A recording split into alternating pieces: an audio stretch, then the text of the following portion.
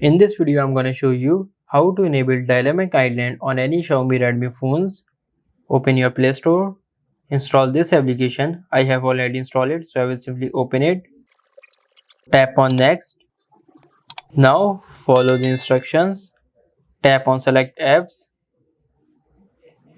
Select all the application from here. Now go back. Tap on notification access. Tap on dynamic spot. Allow notification access. Check this box. Tap on OK. Now tap on draw on screen. Tap on no restrictions. Now go back. Again tap on draw on screen. Tap on next. Go in downloaded apps. Tap on dynamic spot. Tap on this toggle to enable the dynamic spot. Check this box. Tap on OK. Now you are all set to go. Tap on done. Go in position.